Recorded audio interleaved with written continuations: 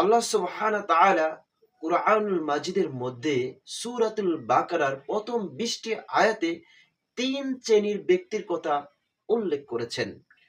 প্রথম ৫টি আয়াতে মুমিনদের কথা বলেছেন, পরে ২টি আয়াতে কাফেরদের কথা বলেছেন, অর্থাৎ মুশরিকদের কথা বলেছেন। ৩ নাম্বার পরে ১৩টি আয়াতে মুনাফিকদের কথা বলেছেন।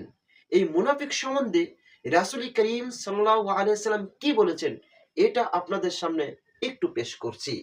আন আবি হুরায়রা রাদিয়াল্লাহু আনহু আন্না রাসূলুল্লাহি সাল্লাল্লাহু আলাইহি ওয়াসাল্লাম ক্বালা আয়াতুল মুনাফিকি সালাসা, মুনাফিকের আলামত ৩টি বলেছেন। কে বলেছেন? মহানবী সাল্লাল্লাহু আলাইহি ওয়াসাল্লাম বলেছেন।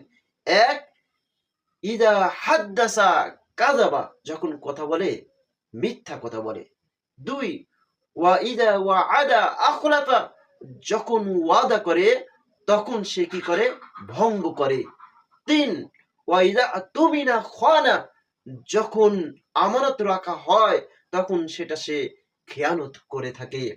এবং আরো একটি বর্ণনায় এসেছে এরকম, ইদা খসামা ফাজারা, যখন ঝগড়া লাগে তখন মুখে যা আসে গালাগালাজ করতে থাকে। এই বিষয়গুলোই হচ্ছে মুনাফিকের আলামত। এবং কুরআনুল মাজিদের মধ্যে এর শাস্তি স্বরূপ, অর্থাৎ যে মুনাফিক হবে আল্লাহ সুবহানাহু ওয়া তাআলা এর শাস্তি সম্পর্কেও বলে দিয়েছেন। জাহান্নামের যতগুলো স্তর রয়েছে তার সর্বনিম্ন স্তরে থাকবেন।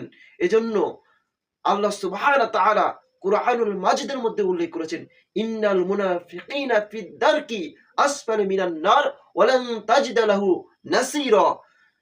আল্লাহ সুবহানাহু ওয়া তাআলা মাওলা বলেন, নিশ্চয়ই মুনাফিক জাহান্নামের সর্বনিম্ন স্তরে থাকবে। ওয়া লান তাজিদা লাহু নাসীরা, কোনো সাহায্যকারী তারা পাবে না। আল্লাহ সুবহানাহু ওয়া তাআলার এই ভয়ঙ্কর এই আয়াতগুলোকে ভাই একটা বার কি হৃদয়ে কম্পন সৃষ্টি করে না? মুনাফিক অর্থ এর বোঝানো হয়েছে দ্বিমুখী সাপ, যেমন তারা এদিকেও থাকে তারা ওদিকেও থাকে, তারা মুসলমানদের সাথেও থাকে আর মনের ভিতর সবসময় কাফেরদের সাথে থাকার চিন্তা করে। একটি আয়াতের মধ্যে এরকম বলা হয়েছে সূরা নিসার ১৪২ নম্বর আয়াতে, সেখানে বলা হয়েছে যে তারা আসলে আল্লাহ সুবহানাহু ওয়া তাআলাকে ধোঁকা দিতে চায়, কিন্তু আল্লাহ বলেন তারা নিজেরাই ধোঁকার মধ্যে নিমজ্জিত হচ্ছে। আল্লাহ সুবহানাহু ওয়া তাআলা আমাদেরকে বোঝার তৌফিক দান করেন। সবাই আমিন।